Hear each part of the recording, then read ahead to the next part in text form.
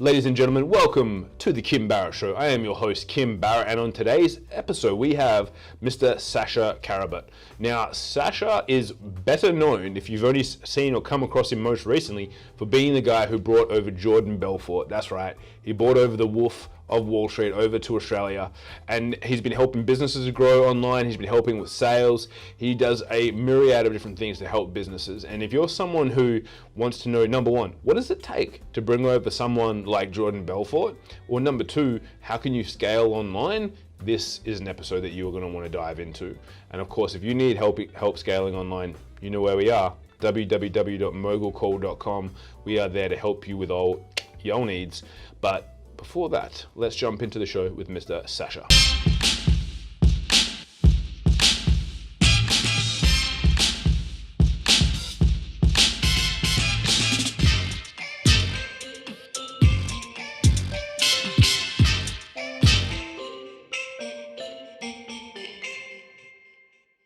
Sasha, thank you so much for joining us today, my man. Really appreciate you making the time. Pleasure, Kim. Appreciate you bringing me on. Yeah, man, for sure. So I always like to start the podcast with the same question to everyone, which is, Sasha, if I'm at a party, I'm at an event, I bump into you and we start chatting and I go to you, Sasha, what is it that you actually do? What's your go-to answer? I love this because it's actually something that I work on a lot with my clients as well, because for years I get asked this question years and years ago when I was in a position of massive debt, struggle, loss, and working in a kind of job and industry career path that I hated. I really struggled with it, right? It would pin me against the wall and I was like suffocated and I was like, I kind of work in construction, right? Kill me to say it, right? Because I was really, ashamed of what I was. So like something that I kind of pride myself on, pretty strongly as well. I work a lot with entrepreneurs and business owners, predominantly in sales, online sales particularly, and I also have a lot of clients around the world that I help with, my strategies of bringing their business online and also really increasing a lot of their sales skills and sales strategies, kind of end-to-end sales strategies through their business. If I was to recap it, yeah. Yeah, no, I love that, man. And so obviously for talking about sales and whatnot, and everyone might not know, but you did a big event, you brought over arguably probably one of the most recognized sales figures in the world, being Jordan Belfort, to come and do an event. Number one, when did you get into sales? And then number two, when did you cross paths with Jordan? How did that all come about? I always was really shy as a kid, really terrified of communication, right? I used to always get my mum to make phone calls when I was like 11 years old, 12, 13 years old, to all my friends to like organize, catch ups and going, can I sleep over at his house type thing? And always was, stuck in that position of just feeling frustrated because I couldn't get what I wanted. I couldn't communicate well. Caused me a lot of pain just overall, because you're stuck in this kind of inner world and not being able to articulate your thoughts purely outside of just the sales basis, just communication wise was really frustrating for me. So, after going through a lot of struggle and loss and stuff like that, I kind of realized that when I started my first business and I began, going to companies and panel shops and like pitching myself to them, I was like, damn, like, number one, like I'm never going to land any of these deals if I'm stuck in my head, right? I'm not going to be able to speak to someone and effectively sell them. I didn't know that's what it was at the time, but I had to learn quickly on my feet, right? Door knocking, bringing in business. It was like, you have to do this, right? You have to do it well. Otherwise you're going to go broke. And so really quickly learned, I guess I just learned my own way of building rapport quickly. A really kind of, friendly, outgoing guy. So just played that card really, really hard, and my likability kind of nature and just enthusiastic to help people genuinely, really pushed with that. And so I'd say that was 5 years ago now, right? So that was probably the beginning of somewhat of my sales kind of oriented, next like a few years now. So, and regarding Jordan, like that was something that I recognized at the start of last year, start of 2019. I'm speaking to my fiance a lot during that whole period. And I was like, look, like, I've kind of hit this point and things are pretty good. I've got a fair few properties and business is pretty good. And I hear it a lot from my friends, like, dude, like you're doing amazing. Like, you're doing so well. Like, this property is fucking awesome. Like really, really just kind of praising me. And I started to feel quite uncomfortable because I had this realization that I might have been, or I was I was the biggest fish in the pond type thing. And I wanted to level up and I wanted to kind of go and learn from new people and improve myself more as a a brand as well and build myself into a really strong kind of online brand. Because by that time I had, started my PushPeak business and was, mentoring and working with clients in different kind of areas, and wanted to just amplify that. Okay. So through that time, done a lot of sales training, like a lot of, Cardone's training and a few other guys as well, and was looking for something with a bit of a different edge to it. It didn't really take too well to a lot of the other stuff that I kind of gone through, and actually read Jordan's book at the start of March last year. Read his book, and that kind of just blew my mind. The Way of the Wolf just really changed the game in terms of how he teaches selling, the structure, just simplified things massively. And I kind of saw a lot of things that I was doing already, but it just identified them in my mind. I was like, yeah, wow, I'm already doing that, but now I know where it fits in the process, right? It just really made sense, right? And so I was just really compelled by his style and learning, and went into one of his programs online, started learning from him more and more through, the next 3, 4, 5 weeks until about April sometime. And then there was an opportunity to kind of register for a mastermind that he holds at his house a couple of times a year, I believe, once or twice a year. And for me, that was a big green light, because I was like, saying to my fiance, look, I want to level up in my network, right? Here's an opportunity, right? What are you going to do with it? And so I was like, I'm doing this. I'm going to go there. I'm going to meet the guy. I've been learning from him for the past, 5, 6 weeks. Love his work, and I want to take this to the next level. And from there, put in the application, had a chat with their director of sales, Matt, and yeah, they were like, look, we'd love to have you. I think you fit the criteria really well. From there, pretty much went over there in the 9th of June, I think it was 9th of June, yeah. So all this is really, really fast moving. The last 10 months has just been absolutely huge, but that's where things really amplified and took things to the next level, which led to obviously the summit held in February this year, which was massive. We had Melbourne, I believe there was about 900 and something people, 920, 30 people there. And then Sydney was well over 1,000 people on the 19th and 20th of February, which is, phenomenal to kind of put something like that together. Yeah, no easy feat at all, certainly. Yeah, and I mean, let's touch on that for a sec, because for anyone listening, they're like, oh, cool, like this Sasha guy is putting on events and he fills up these big rooms, but that's like your first event, right? That's like your first foray into events.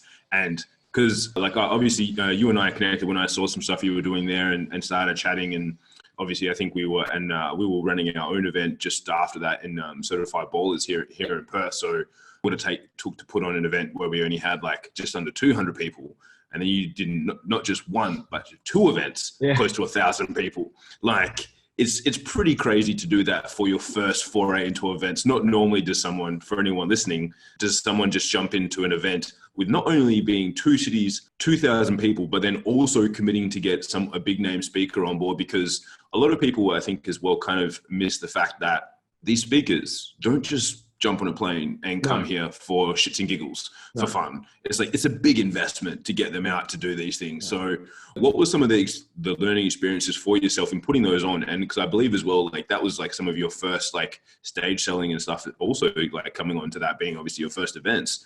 What were some of the learnings, and what did you take away from that, doing that and having that as your first kind of big experience for events? Like what was that like?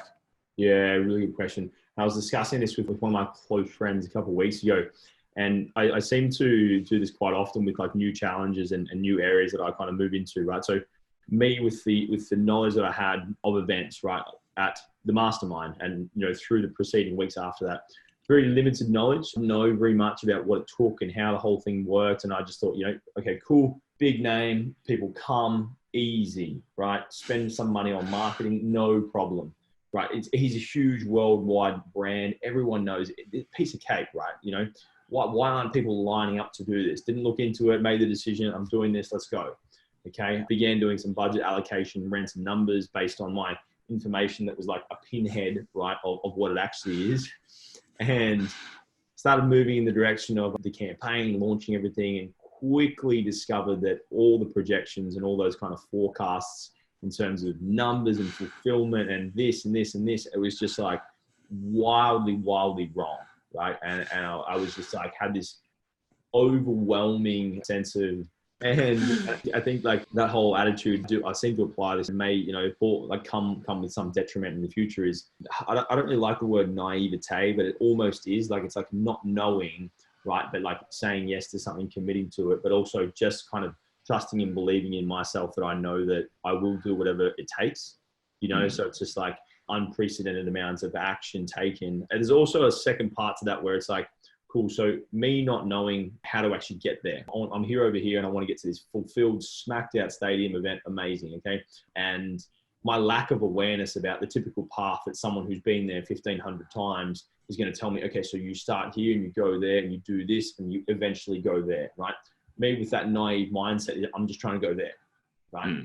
And like, okay, there was definitely learning curves and definitely experiences, but I also believe that part of that also in a way like helps me to just like brush out any bias of like, yeah, that's what you say. Okay. You're bringing your limited belief of like, this is how it works, which, you know, probably 90% of the time it does, but it really just, I guess, set a new trail to blaze for me. I think one of the biggest lessons that I learned very, very early and very quickly was, number one, to find someone who's done it before, very, very experienced, that doesn't have their hand in my pocket per se. Like they're actually vested in the success of the event as well. Blessing of, you know, coming in contact with a really close advisor and business mentor who helped me through the process. And that was, you know, invaluable, right? Having someone who is very objective and never made any decisions for me, but kind of just presented me with, look, this can happen and this can also happen. I'd probably do that, but, you know, this is your decision, right? Having that kind of just to guide me a little bit was really valuable. I think other lessons that might be valuable for some of the listeners would be, it's probably more even just like the perception, because I know for a fact, like when I was going to these events previously in the past, you go into there and you're like, yeah, so, you know, it's probably 2,000 people here, nice lights, nice room, like, you know, calculate some numbers. These guys are killing it. They're absolutely raking it in. That dude on the stage, man, he's making so much cash. Right. And the truth of the matter is like, it is it'll destroy you. It'll chew you up and spit you out. Like, unless you're willing to go all in on something like that, it takes a lot to do something like that. Like the team and, you know, the organization, presentation, just every little element that gets overlooked as a user just coming in there to experience it. Wild. So it gave me a lot more appreciation. And I know that there are a lot of other people in different industries, perhaps, that maybe get overlooked as well. So it gave me kind of humbled me a lot through that process as well. I've been like, look, you know, I don't know, like your job, what you do, for example, in your business, you know, doing everything digital, advertising, all that. Like, I'm like, I have appreciation for every single person because of what they're doing. Yes, it's easy on the outside to say, yeah, cool, you know, nice suit, nice watch. You're probably loaded, right? Easy job. As a matter of fact, like, the amount of stress, I feel like it almost killed me going through that. Wow. Experience. Yeah, definitely. Yeah, I can imagine. And as I say, I know what it takes to, and I've been blessed to speak at some big events and help promote and stuff. So I kind of have always seen a little bit of the background, especially over in the US and whatnot, where I've been a few times.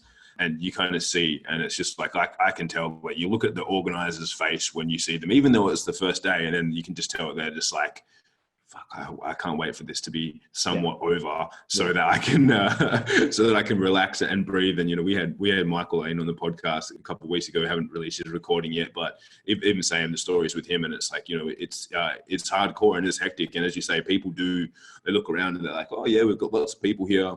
But, you know, some people don't even take into consideration, is like, if you do get a keynote speaker that comes in and things like that, even just getting them there, it's not cheap. And it doesn't mean by any means that they actually, you know, you're like, oh yeah, someone like, we had Mark Boris, you had Jordan Belfort, you look at their events, just because you have those people speak doesn't actually mean anything. It doesn't mean that people are going to run out and buy tickets. You've still got to have a great value proposition. You've still got to hustle and sell those tickets. And it's not easy by any stretch of the imagination. Now, my question is like, cool, you've done that now. So when's your next 2,000 person event that you're going to organize? Obviously now you know it's a breeze, right? Like, it's going to be. I'm actually really excited to do something like that again, despite the roller coaster and all the different, I guess, expectations that I had to let go of as well.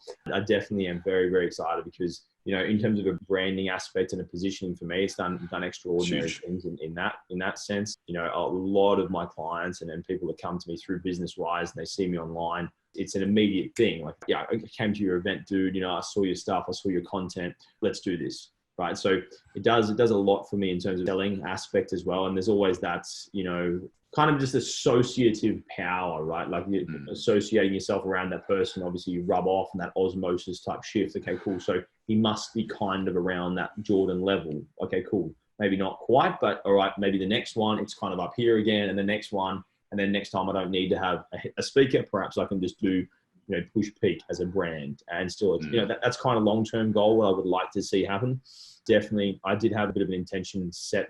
After the event, we were having a well-deserved drink, and I said to a few of the guys in the team, I said, you watch end of this year, and I kind of called out a particular big name, and I was like, we're making this happen. Can you share the big name, or is it I'd love to bring Grant Cardone out.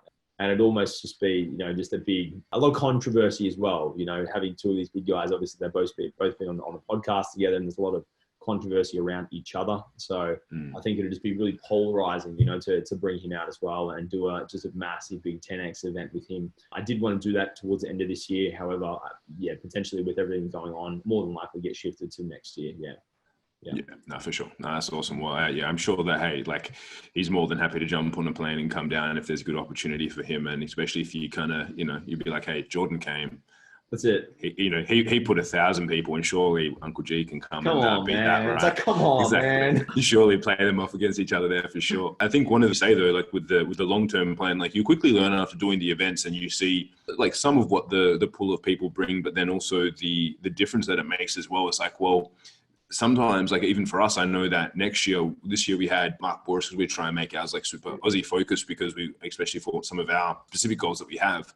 Yep. But seeing the pool that we have with Mark, I was like, well, to be honest, whilst it was a good value add to have him there, no one specifically came when we did our surveys was like, I just want to see him. Right. So it's the value that there was perceived that would come from the event, being that we covered a whole different bunch of angles. And I was like, well, next time I may as well save a whole chunk of money and not really have him and go hard on a few other angles as well. So it's always interesting to see. And I mean, obviously when he's when there's someone's the focus of the event, whereas we had ours as kind of multi-speaker and then bonus type thing, it's just interesting to see what people's kind of impact is and what they expect from that as well. But as you say, it does have, even though not necessarily for us did they bring heaps of ticket sales, but then we know that people are positioning us alongside. As you said, you get that rub off effect where people are like, oh well, if you're doing work with these guys, then it must be something that you're good that you're doing, considering that they'll come. Because again as well, just because these guys get paid to go to an event doesn't mean that they go to every event. I know, I'm sure there'll be people that that Jordan wouldn't go and speak at, and there's there's events that Mark wouldn't go and speak at as well. And we had very strict criteria, even around what we could do from a sales. We weren't actually allowed to make so at your event, for example, you made an offer. And of a lot of these events that people go to, and we dived into deep with this with Michael as well, it's people make offers at events because it's we get you there, we cover some of the cost, but that doesn't make the money back for the event. You do have to share more about what you can do. We weren't allowed to do that with Mark. No offer is allowed to be done, was part of the contract. So it's a completely different experience. But then as well, everyone thought leading into it, because most events have offers at them, then they were like, oh, we don't want to come and get sold to for 2 days because it was a multi-speaker. And I was like, well, we actually had to change our marketing and be like, no one's even though we've got Ryan Tuckle from ISR training, a sales trainer, he's not going to sell you anything. None of us are going to sell you anything. You voice that directly in marketing. We had to, because we were getting, the issue was that people were coming along, and because our ticket price was minimum towards the end, after we did all our early birds and stuff, was minimum $700-800 up to kind of $1,500. So we were doing and because then people were like, why am I paying this much to get sold to? And I was like, hang on, this is the reason why we did this price. Sure. Right. This is the reason why we did this is because you're not going to get sold to, and all the speakers are coming just to drop massive value on you. So we had a whole different kettle of fish and whole different conversation going on till then what was normal. So it was very interesting to see. Yeah. But, and so you've got that coming up. What else are you kind of focusing on at the moment? Obviously you said you're helping people, and we're speaking before we started recording that you've got the transition to online going on as well, that you're helping people with. What's the big focus for you at the moment now that you've had a bit of breathing space after the event in February? Yeah, nice. I would say the biggest thing is at the event, we kind of brought on quite a number of clients as well, and really just running them, particularly few different focuses in that, but the main thing is essentially allowing them to build a business online, doing essentially what they love, right? A lot of them are either professionals or they're entrepreneurs with an idea and they want to, bring it out into a way that's scalable, like really valuable for other people as well. And they just need like a means or a vehicle to do that. So essentially just a system that I created with partially with Jordan, partially with also my vegan coach, Andy Harrington as well. And we kind of packaged it all up really nicely together in a really, really clean system that makes a lot of sense. So focusing really hard on that, introducing some new offers, not new offers rather, just I guess restructuring the offer right now to make it really like a no-brainer during this time, because like I know the system works, it's fantastic. Pretty much just taking your idea and generating income from it fast is the system, right? So yeah, just kind of repackaging it a little bit so that people can come in and try it on like a really, really low ticket, no-brainer price. They still get like 6 like live training calls in there as well, and then they can kind of go through there. So really focusing on that right now, just building a big community, because for me, like I'm mega passionate about, just training and coaching people as well. Like every single time I'll finish a coaching call or a team call with my group, just lights me up, like nothing else. So really, really passionate about it, and just doubling down hard on that and just giving massive free value as well. I'll do like some free webinars on the weekends for, my database, my email list as well. So just kind of really helping people as well through this time. It's something that I've found that, retracting and like closing off is just going to destroy you. Like if you can somehow get past and, rewire your mind a little bit to lean into it and double down, this is the time to really occupy some real estate. So that's probably my biggest focus, just reaching as many people as I can, helping people as much as I can, giving a heap of value. I know for the long term, it's going to lead to business, maybe immediately, not quite just yet, but in the long term, it's definitely going to lead to a lot more business. So that's probably the number one focus at the moment, man. Yeah. Yeah, awesome, man. I love that. And now as we get towards the end of our call together here, I always like to ask one question again. There's only 2 questions I ask that are ever the same in this podcast, but what's one question that I didn't ask you that I should have? I love this question. I was on a sales call the other day and got through to the end of the presentation, and he actually asked me a question similar to this. He goes, if you were me, what would you ask right now that I haven't already? And I feel like, great question. As a prospect, to ask that to a salesperson is so brilliant, because it puts you in this mind like, So what would you ask me right now that you haven't already? Interesting question. I mean, I always enjoy, for me personally, like a question around like spirituality and I guess more of like the connectedness to more than just the business aspect of this world. For me, that's something that it holds very true to me. And I always, go back to that place of, I guess, internal, introspection, very, very passionate. I'm a big believer in meditation as well. So massive practice for me. And I find myself, in times of stress and overwhelm, just retreating to, a dark room to kind of meditate for a while. And it just does massive things for me. So for me, it's a really, really strong practice, and I love sharing it with people because I think more people need to do it for sure. Yeah. I love that. Well, then let me ask you just one little thing on that then. So for someone that's listening and they're going, okay, cool. So he's into meditation. What was the easiest way for you to get into meditation or to start meditating? Because I know a lot of people that I speak to, sometimes they're like, meditation in the traditional sense of sitting there crossing my legs, and like it's hard for me to get into if that's what they believe meditation is.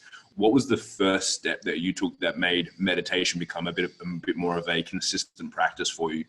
Yeah, nice. That's a good question. It is something that I think, people do for a while, and you kind of like I don't really notice anything. I kind of just sit there, and it's frustrating because I'm trying to keep still, and I'm just thinking about my phone and all this stuff. So for me, when I first started doing it, like it was just that, I just wake up and sit on the edge of my bed for like 10 minutes, right? And it was like I was sitting there, I'm like, okay, cool. So I'm doing this thing. I don't really feel any different. Nice. But I'm a very disciplined person myself. Like if I'm going to do something, I say I'm going to do it. I'll go and do it all in, and I'll just commit to it. That's why I'm careful about what I say, because I actually do it. So I just began doing it and keeping like routine, strict, and just like kind of noticing, I guess, a little bit more ability to kind of, through times of like stress or anger, for example, like not not be angry or not get stressed, but like just normalize very quickly. Like go from like a peak state of stress and overwhelm to like, all right, cool, I'm fine. Yeah, no. I said, what were you saying again? You know, just drop back into a really kind of homeostasis type state. But what really changed the game massively for me, like it's funny because it's like I'm selling this guy's product, but I just believe in it so much. So Joe Dispenza, he's a brilliant guy. He's a massive like meditation teacher and spiritual kind of teacher, but he's also a neuroscientist. So he kind of bridges that gap between spiritual realm and then also like complete hard fact where you're just like, yeah, okay, wow. You know, it's an undeniable way that he presents information that makes it so brilliant. And we went to one of his retreats, my fiance and me, and we did a 7-day retreat where we were doing, I was like 6 or 7 hours of meditation a day. And I wasn't expecting it. Like we were going there, I'm like, okay, cool. You know, probably a lot of learning and presentation. Get there on the first day and half an hour piece of content. And we dropped straight into like a 3-hour meditation. And I was just like, what is going on here, right? And so that whole experience shifted for me and turned meditation from something where it's like a mindfulness, trying to just like watch my thoughts and be calm and collected, to like something where I actually retreat there to have an experience, right? So I actually just enjoy the idea of, okay, well, like if deeply enough connected in that state, you know, I have the potential to lose this kind of physical body and really discover something amazing, right? And which is what we did at the event there. And it sounds all woo-woo, it definitely is. It changed the game massively for me. So, you know, and from that, you know, just see things in a very different way. And yeah, I find myself being able to connect with people and also just like hold myself at a very consistent level all the time. So yeah, it's changed things massively for me. I would recommend it a lot. Probably don't go and jump into, you know, Joe Dispenza's 7-day retreat. Not that you can right now anyway, but probably just start small and just be consistent, because it does pay off. And I feel like there is a pretty significant long-term benefit from the research that I've done. Yeah. Awesome, man. Love that. And so if people have heard you today and they're like, man, I like this guy's vibe and want to find out more about who you are, what you do, where's the best place for people to connect with you? Probably spend the most time on Instagram. I think Instagram and Facebook probably two of the most popular places. Just really putting together a lot of YouTube content. I'd probably say Instagram gets the most heat. So that's just Sasha_Karabut. If you want to jump on there and follow me there, that'd be fantastic. So yeah. Awesome. Easy done. So guys, if you want to find out more, we'll link that up so you guys can just hit the link in the show notes, wherever you're watching or listening. And if you need to click through to the site and check out the show notes, you can. We'll link everything up to Sasha there. But Sasha, my man, thank you so much for joining me today. Really appreciate you making the time. Pleasure, man. Thanks so much. Awesome. We'll see you soon.